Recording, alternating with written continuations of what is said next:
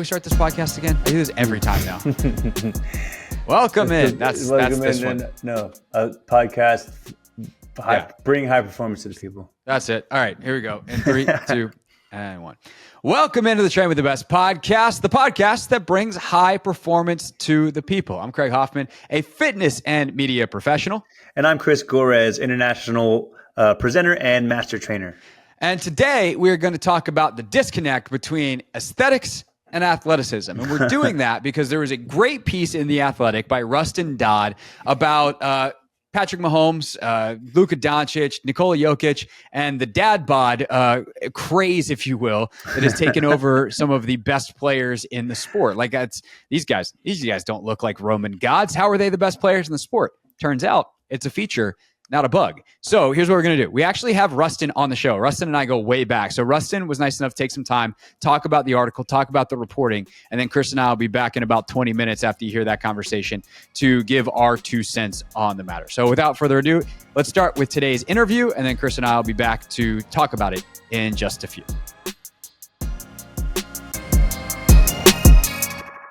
Our guest today is a senior writer for The Athletic. He just wrote a really cool and interesting story about the misunderstanding of athleticism according to body type. Of course, the catchier headline has to do with dad bods. Rustin Dodd is with us. And Chris, I've known Rustin since my first job in media because he and I were both young men working in Lawrence, Kansas, and we would talk Kansas basketball back in the day on like my first ever radio show. Now here we are talking about dad bods. Rustin, look at us now. Awesome. Yeah. The natural progression, right? Yes, it all starts in Lawrence. Good to see you. Yeah, no, it all good things start in Lawrence, Kansas. All right, Rustin, first simple question. As you write this story about, athleticism and there's so many good things that we're going to dive into here, but like what about, I'm guessing it has to do considering that you're Kansas City based with Mahomes and some of the stuff around him, but like what made you want to write about this and attack this from a more serious sports performance type of lens? Yeah, so it actually started a few years ago. I'd been thinking about this story for a while, and I had interviewed Patrick Mahomes' trainer, Bobby Stroop, who he's known since he was in elementary school, but then they still work together today. And during that conversation about sort of the ways Patrick is athletic, he had mentioned, he goes, he's really similar to Luka Doncic. He goes, he was like, I know Luka's trainer, and if you look at their sort of movement profiles and the way they move and some of their measurements, he was like, they're really similar. And it had come in a conversation because he was telling me about how Patrick Mahomes, he moves. This is like a funny thing, but he moves quicker on like curves than he does on a straight line. So if there's like a little bit of a curve, he can accelerate faster. And he was giving me some examples, and one of them was Luka, and there are some other NBA players that move like this. And I just thought that was really interesting about two guys, Mahomes and especially Luka, who at the time, people have maybe made more comments about his body type and does he need to lose weight and all these questions. And it just got me kind of thinking about all the ways in which we kind of think about athleticism from a kind of appearance standpoint, but we don't actually think about kind of these second order metrics, these measurements that show more than just like a 40 time or a squat or the really kind of traditional measurements, things that are a little bit more dynamic. And so that was really just sort of the origin, and it took me a few years to get around to finally doing it, but the timing worked out with the Chiefs in the Super Bowl again. Well, yeah, that could have been any of the last 3 years. Really, right. Really slacking on that. That's one of the key places you go to for information in this story is the P3 Performance Institute out in California, which those of us in the sports performance world have known about forever. They've been innovators in the space. Right. What did you learn about, and like what kind of was the question? I guess this is the best way I would ask you, Rustin. What were the questions you had going in to talking to the folks at P3? And then what did you learn that you maybe didn't even know that you then wanted to follow up on once you were there? Yeah, I mean, I really went asking, just like a really simple question, which is, like, how are these guys able to, you're talking about somebody like, like a Mahomes or a Luka Doncic or, Nikola Jokic. Nikola Jokic, exactly. Yeah. it's like you think about, like we see elite athletes all the time in certain sports, like an offensive lineman or like whatever, like, there's things in sports that you need a certain body type, but then you also think about like an NBA player or an NFL quarterback. These things like seem like the most like physically demanding sports where you need strength, speed, all the different combinations. And so it seemed like that you would have these athletes that are some of the best in the world at some of these positions where you think you really do need sort of like explosive athleticism, I guess is one way to put it. I basically went with a simple question asking, like, is there something more about these athletes beyond skill, the skills things we think about in coordination? Is there something more that allows them to be so athletic, even though they don't, the appearance would not suggest it? Are they better athletes than we realize? And that was really kind of what I wanted to ask. And Marcus Elliott, the founder of P3, I think he's fascinated by this topic too. I think there's a lot of things about athleticism that we still like can't quantify, but there's a lot we can. And so I think I learned more about, what they're doing in terms of, using kind of, in Marcus's words, second order metrics, more, honestly, this is beyond my expertise in some aspects of understanding exactly what they're doing, but the really basic stuff about, second jump or, braking, eccentric force, these things that we just weren't really able to measure until maybe, the last decade or two with some of the new technology.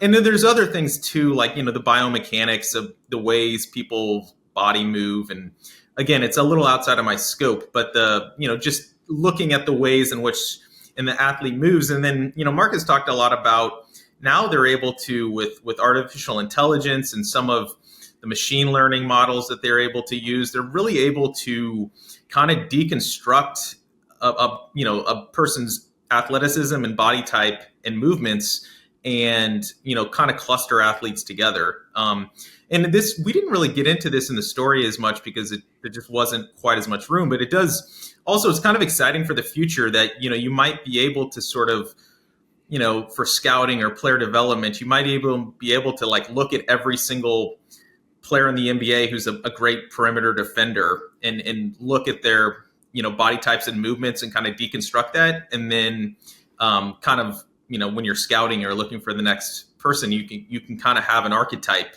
and I'm sure this is like kind of what scouts have done forever.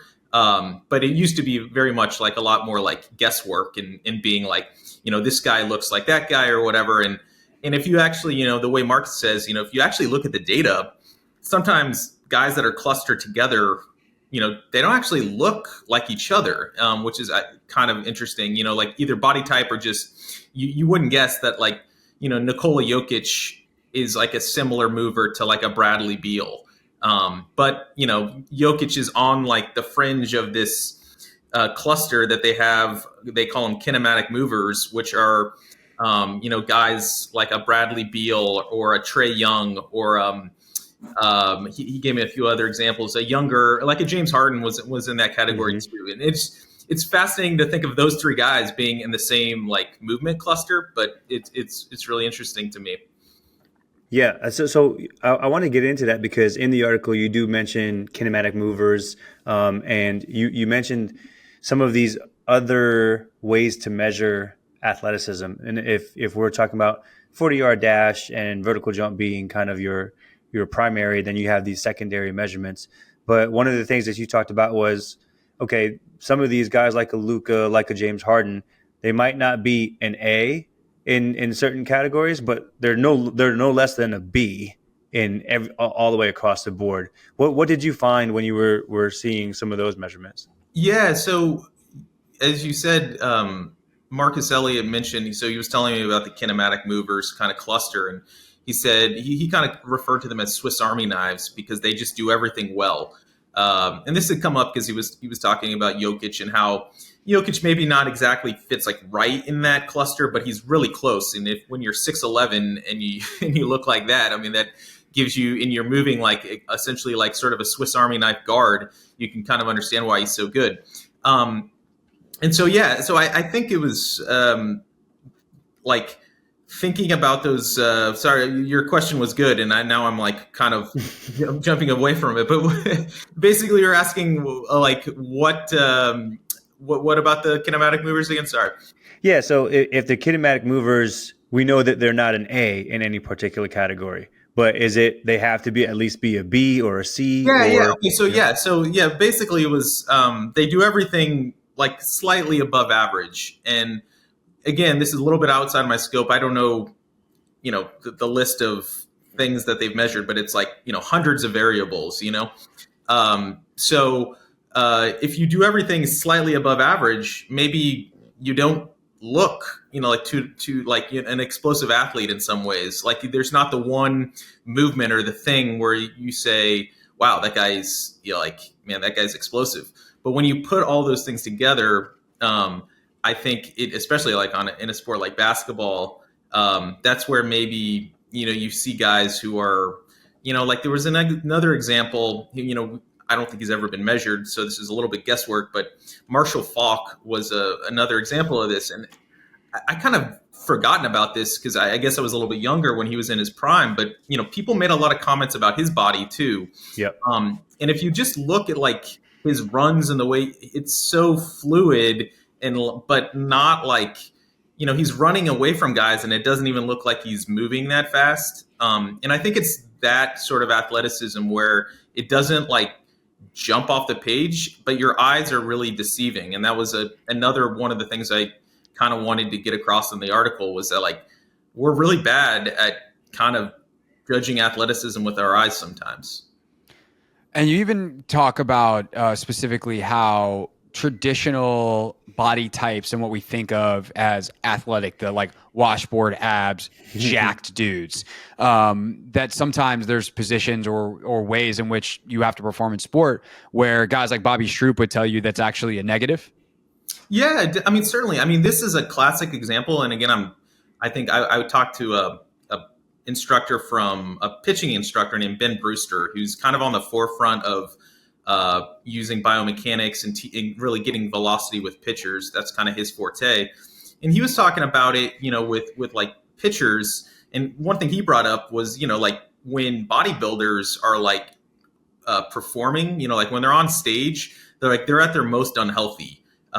Because that's like when, again, this is, you guys probably know more about this than I do, but it's like, they're the water levels are down and like various things are just like, they're not in a healthy state when they're out there and looking like shredded. And that's probably like the most extreme example. But Ben Brewster's point was for a pitcher, like day to day, one thing that they really want to be important is that he's in a caloric surplus. That you're properly fueled, like on the days that you pitch and stuff.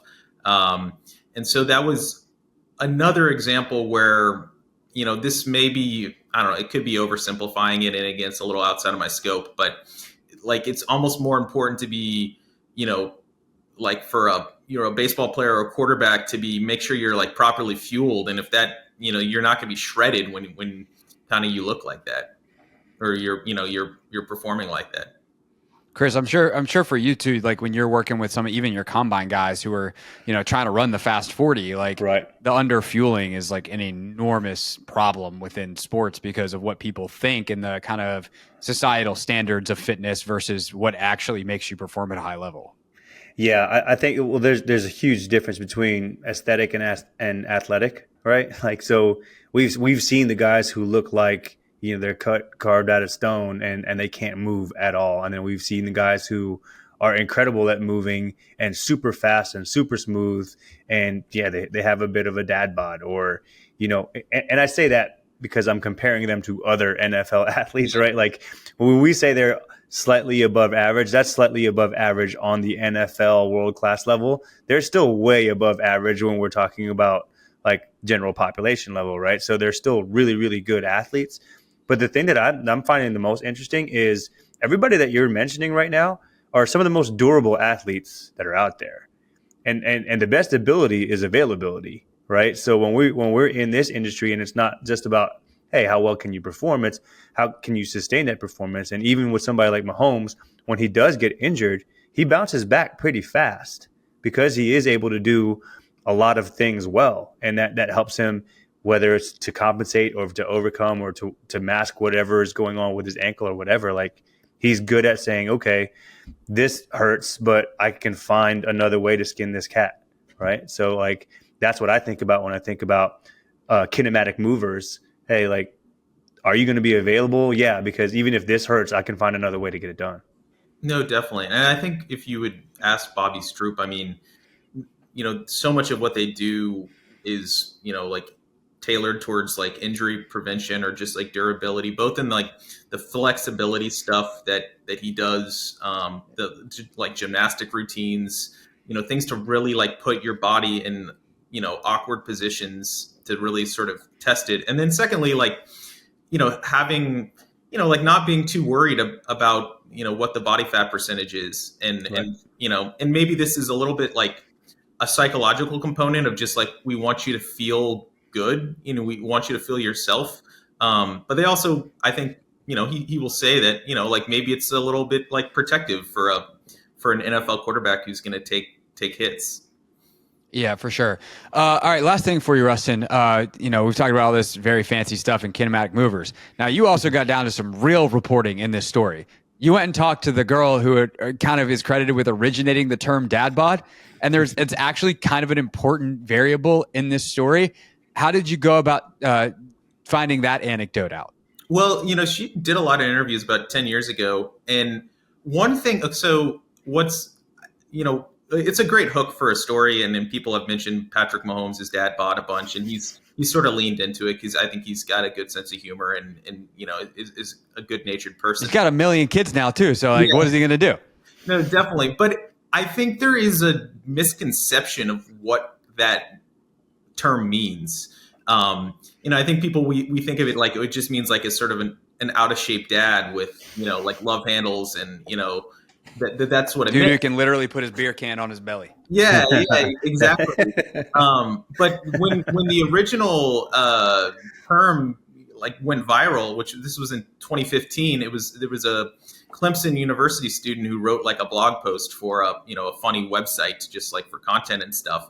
And the original meaning of the term was that she and her sorority sisters had noticed like all of these like former athletes who were now like fraternity guys like in college, who were like they're probably like 21 or 22-year-old guys that played like football or basketball in high school and like are objectively like in pretty good shape, but they have like they go out on the weekends and they drink beer and and like so it was like that combination of a person who is athletic and in good shape but like drinks a lot of beer on the weekends was kind of I think the original of the term. And so I think when you think about somebody like Patrick Mahomes, it's like compared to the normal population, it's kind of ridiculous to say like he has a dad bod, whatever that means. But I also think that what the original term has been sort of misunderstood over the years, that it actually is somebody who is objectively in good shape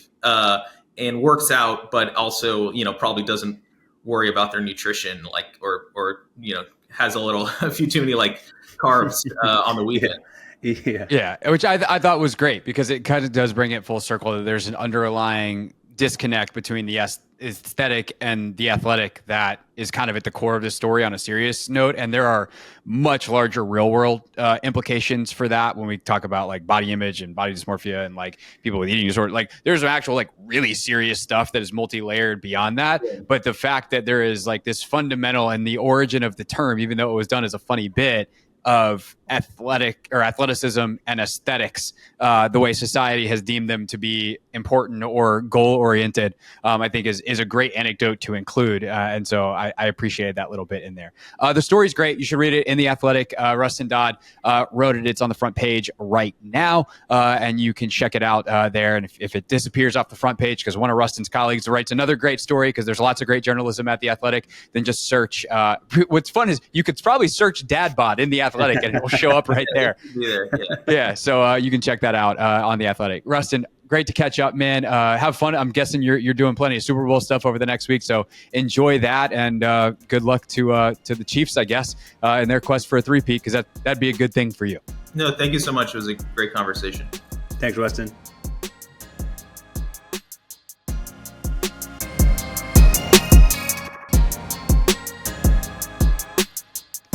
Thanks again to Rustin Dodd for joining us. Chris, this was a really fun read, but it also touches on a obviously really important thing within our industry when we talk about creating the best athletes we possibly can.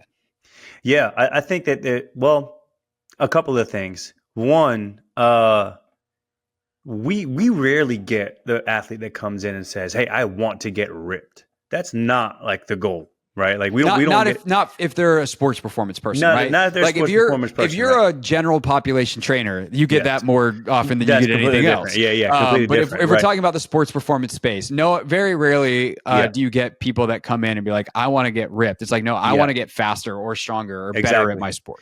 And so like the aesthetic stuff, the typical stuff, like here at Onyx, we don't have an in-body, right? An in-body is what measures your body fat percentage and then measures that trend over time. We don't have that because that's not important to us. We'd rather get you on force plates and see kind of like how much force that you can produce, how quickly you can produce that force, what's your asymmetry between right leg and left leg.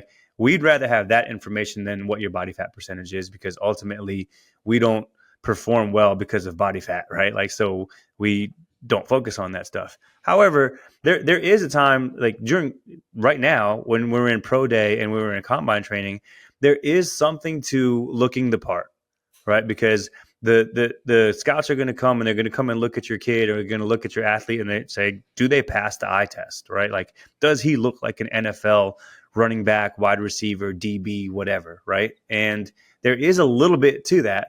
But even then, we don't train for abs. We don't train for arms.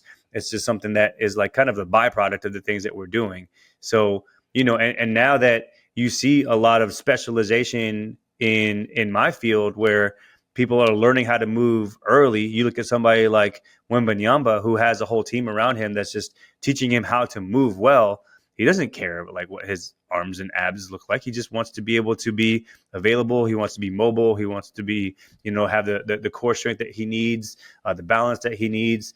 That's abs are not a thing for him, right? So, and that's just the way that the performance world is. For sure. And I think there's something you said in there that's really important, which is for some sports, for some positions, for some things, there's a really good chance that the highest performers are going to look like the traditional Roman god statue. Yeah. Like the world's fastest man is always probably going to have sick abs, because that's just kind of how it goes. Like that specific skill set also aligns with a body type that is long, lean, powerful, etc. Like also by the same token, like that's what made Bolt such a unique guy. Like he obviously was long and lean, but typically sprinters aren't 6'5". They don't have the fluidity or the power to be able to perform over 100 meters like that. And that's what made Bolt so crazy. He was like a 5'10" athlete in a 6'5" body. And then you combine that athleticism with that limb length, and over 100 meters, he's taken 5 less steps and getting there a half a second faster than everyone else. And that's why he's the fastest man that's ever walked the planet. So you have like alien outliers, but by and large, like the 5'10" to 6'2", like quads the size of a mountain, like washboard abs, powerful guy, like that's the 100-meter guy. And by the same token, the marathoner is going to look completely different. Smaller athlete, lighter, because carrying the weight and especially excess body fat over the course of a long time. That said, if you don't have enough, you're probably not going to be durable enough. So like there are these things that in certain specialized sports or positions that are probably going to be optimal. That said, I think like the Jokic, Doncic examples are really interesting, because maybe what we thought, the 6'6" Michael Jordan, like he was shredded in his prime and was one of the first basketball players to really lean into weightlifting, that might not actually be the optimal body type, or certainly the only optimal body type for an NBA player. Yeah, I think. Well, Giannis is the anti Jokic, right? Like, so you look at and both are incredible players. Both are incredibly gifted in their own right, and they bring something a little bit different to the game. And I think it just shows that like there are many different ways to get the job done, right? And for somebody who's like Jokic, for somebody like a Luka Doncic, for somebody even like a Trae Young, and honestly, like Steph Curry is that he's changed his body quite significantly, and we've talked about that on this podcast. He's put in the work to lift properly and get a little bit bigger, add muscle, all those other things. But he's generally not somebody that you look at and say, yeah, if I was to sculpt an athlete, it would look like Steph Curry. Not at all. But through the kinematic movers that they talk about, right? Like their ability to problem solve with their bodies, their ability to be a kinematic problem solver is what makes them different on the court, right? Same thing with Mahomes, like his ability to be a kinematic problem solver, to throw the ball at different angles, at different launch points, and for him to be able to shuffle around, move around, and get his feet around to make a throw at all kinds of different awkward positions. Like that's what makes him unique.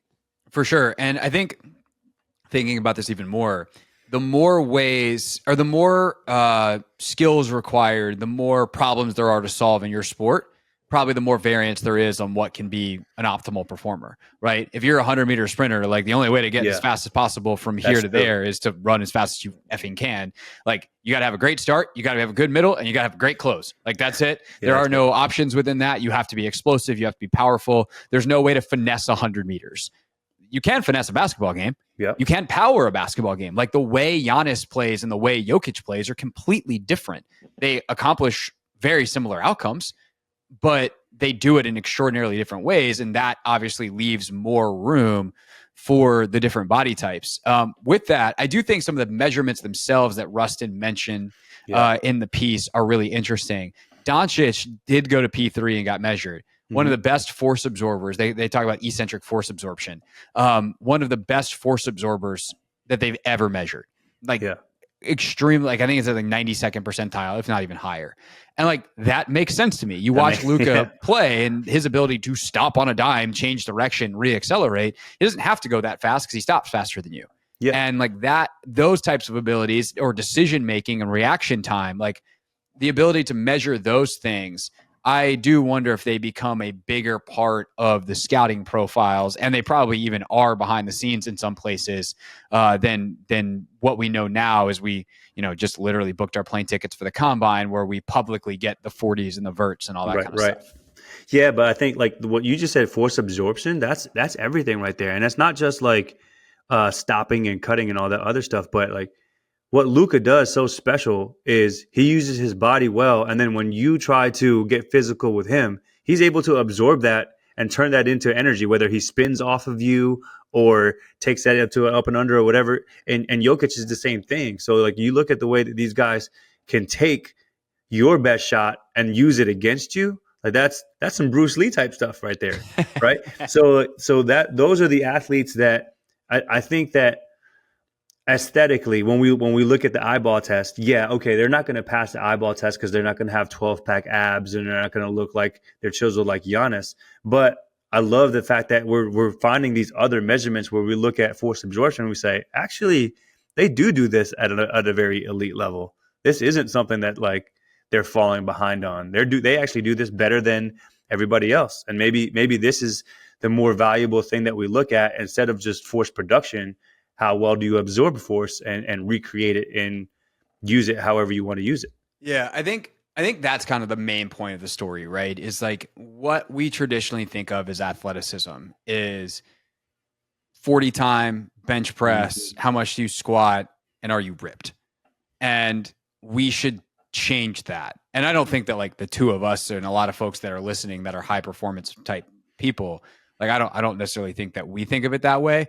But I do hope that changes in society, because as I hinted at with the end of our chat with Rustin, like there's some much larger consequences of what it would mean for the world if we looked at different body types as healthy as opposed to just a sheer body percent. Like, and by the way, that's not just like, oh, that we are calling that person fat or unhealthy or whatever. And there's psychological issues and also medical issues that arise from that because we don't have the creative, expansive space. It's also looking at the person who is shredded and being like, that might not actually be healthy. Like that person could be in an unhealthy range on the other side of it. And I think that the health outcomes that can come from that are enormous if there is a larger societal turn in what we see as a healthy body.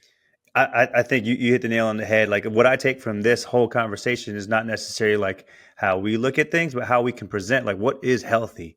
Healthy isn't necessarily six-pack abs, because if you think about it, like what Rustin said, when you see a bodybuilder on stage, that's actually when they're the unhealthiest in their training, right? The pictures, which is something they know. Like they know that, any they good know that. bodybuilder or any bodybuilder worth their salt, forget even good, would tell you that like that is why they do it for such an extraordinarily short amount of time. It's not sustainable It is at all. One day, like get all the liquid out of my body, drain it, and they as soon as they get off stage, they replenish. Yeah. And even like our elite athletes look like, is Usain Bolt ripped? Yes. Is he like the most ripped athlete that there is? No, absolutely not. But the pictures that they're going to select, you got to remember, like they're taking 1,000 pictures per second, right? So they're not going to select the one where his muscles are relaxed that they're going to publish. They're going to publish the one when his foot is making contact with the ground and everything is firing at one time and he looks completely ripped. He doesn't look like that for the entire race. I promise you, he wouldn't be able to run that fast if he did, right? So like that's just the imaging behind fitness, but also just like how we promote what good health is. And when we come in and we set goals for our clients and our athletes and the people who do come in and say, hey, I want to get ripped. Okay, that might be a byproduct of the things that we're doing, but let's get you moving better, feeling better. Let's not put you at this insane caloric deficit where you're not going to be able to perform well, right? At some cases, like putting you at a caloric surplus is going to actually help you perform better, feel better overall, so that you don't come into these sessions feeling like crap and leaving feeling like crap. Like you can make it through these workouts and improve your overall quality of life, not just how you look in a bathing suit. For sure. And those are tough conversations. And we've talked about that a little bit before on the podcast, but I would just say on a very baseline level, like we could do, and maybe we will do a whole episode on this. Again, like if you can convince someone who comes in with that goal, then especially if you have a concern about their relationship with their body, their relationship with food, like one, obviously always refer out if you can have that conversation. But if you just want to do something where you know you're going to be safe, say like, hey, you're new to the fitness thing. I understand your goal and I want to help you get there, but let's get you moving well first. And let's get you feeling good first about movement and being comfortable and getting a little bit stronger. And by the way, the more muscle you build, the higher metabolic rate you'll have, and that'll help you in the long run when we eventually turn into that caloric deficit and work on the aesthetic goals that you have. But like, let's just start with the basics and see if you can get them feeling good. And I'm not saying you're tricking them, but you're kind of tricking them. And they're like feeling good, look, moving well, and then see how they feel. And they might be like, you want to know what? I feel great. Like I'm good. I can see a little more definition in my arms because you've done, the basic stuff, and you can kind of go that route. And obviously if there's like a violent reaction to that and they just want washboard abs and think they should have it immediately, then there might be something that you need to refer out to. Maybe not, but I don't say that flippantly. It just is very prevalent. But the idea of like, can you get people moving well? Can you get them a little bit stronger? Understanding that might take a caloric surplus, and that can help eventually get to the longer term goals that they're after, I think is a good, safe way to go about it. Because encouraging people to move well and encouraging people to fuel is never going to put you at risk of harming them as a trainer. True. That goes for elite athletes as well. Yeah, that is, as we see. That is definitely for sure. All right. That's our show for today. Sorry that it took us a little bit to get off the ground here in 2025. I was very sick last week. That was not a good time. And then you were sick this past weekend. No, last week I was. Oh, that's right. You were sick at the same time. Chris, I know so many people that have been sick the last 2 weeks that it's hard to keep track. So my apologies. Yeah, it's something nasty going around. So if you're listening to this, take care of yourself, get your vitamins, get your sleep, get your hydration, stay safe out there. Stay safe. If you're feeling sick, don't go get other people sick. Wear a mask if you got to. Do what you got to do to prevent this hell bug from going around even more than it already has. But yeah, so that was why we got a little slow off the ground, but we're back. We did literally just book our tickets before we recorded this episode for the Combine. So our NFL Combine content is coming at you at the end of the month. Very excited for that. And we'll be back here real soon with another episode for you. For Chris, I'm Craig. Thanks for listening to the Train with the Best podcast. See you next time.